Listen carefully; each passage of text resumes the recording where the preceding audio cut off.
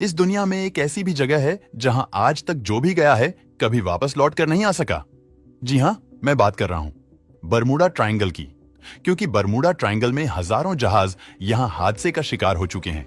2019 के अंत तक यहां करीब 2000 जहाज और 200 से ज्यादा एयरक्राफ्ट लापता हो चुके हैं, जिनमें से केवल कुछ एक को छोड़कर न तो आज तक किसी जहाज का मलबा मिला है और न ही उनके अंदर मौजूद किसी इंसान का कोई अवशेष। ये बात बड़ी हैरान करने वाली है कि आज के समय में जब हमारे पास टेक्नोलॉजी इतनी विकसित हो चुकी है कि हम यही बैठे बैठे यहां से लाखों प्रकाश वर्ष दूर किसी ग्रह पर मौजूद सूक्ष्म से सूक्ष्म जीवन को भी देख लेते हैं, तब भी आज तक हम इस छोटे से एरिया में लापता हुए किसी भी जहाज को नहीं तलाश पाए, क्योंकि शायद वो यहां थे ही नहीं।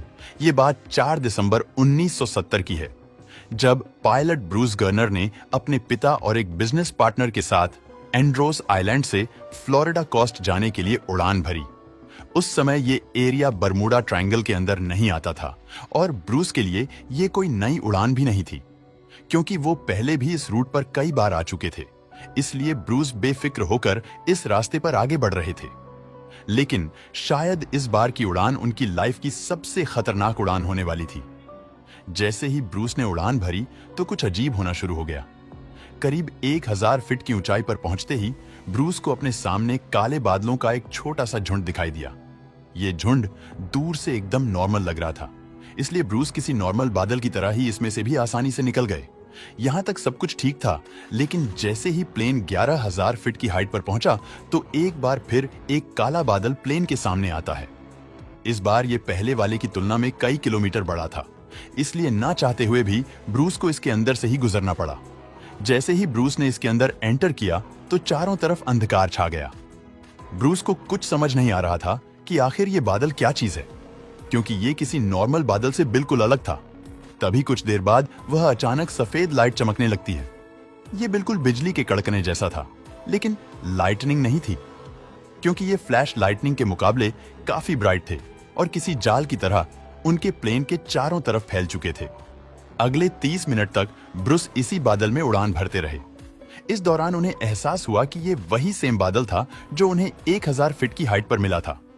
फर्क सिर्फ इतना था कि इस बार ये क्लाउड किसी टनल की तरह सिलिंड्रिकल था। ब्रूस इस टाइम इस सिलिंड्रिकल क्लाउड के बिल्कुल सेंटर में उड़ान भर रहे थे।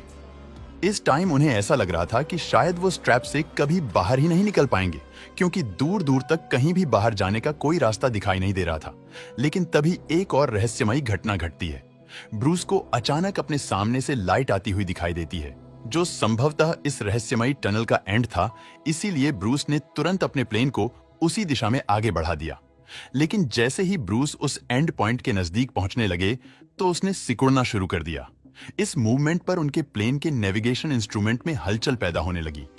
कंपास अपने आप बार बार अपनी दिशा बदल रहा था। ऐसा लग रहा था जैसे प्लेन को कोई बाहरी शक्ति कंट्रोल कर रही हो। इस टाइम प्लेन पर कंट्रोल करने के ब्रूस के सारे प्रयास विफल हो रहे थे। लेकिन हैरानी की बात यह थी कि प्लेन अभी भी कंटिन्यू उस टनल के एंड पॉइंट की तरफ बढ़े जा रहा था। फिर अचानक एक झटके के साथ इस क्लाउड से बाहर निकल गया। लेकिन अगले 5 सेकंड तक उसके साथ वो हुआ जो पृथ्वी पर होना लगभग नामुमकिन था।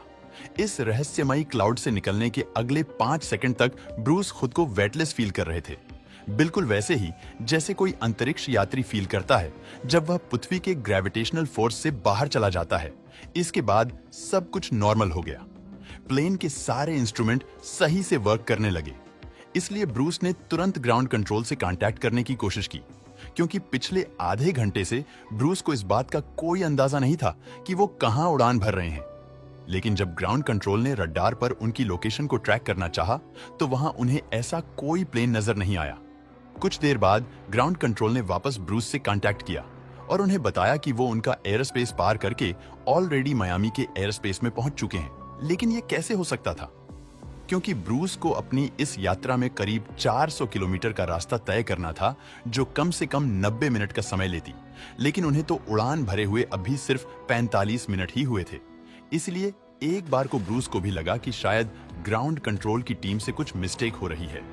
लेकिन अगले कुछ ही पलों बाद उनका ये वहम दूर हो गया, क्योंकि उनके सामने मायामी का एयरपोर्ट था। फाइनली जब एयरपोर्ट पर लैंडिंग के बाद उन्होंने अपना फ्यूल चेक किया तो उनके होश उड़ गए, क्योंकि 400 किलोमीटर की यात्रा में जितना फ्यूल खर्च होना चाहिए था उसका आधा फ्यूल अभी भी प्लेन में बचा हुआ था। यानी ये प्लेन असल में केवल 200 किलोमीटर के आसपास ही चला था।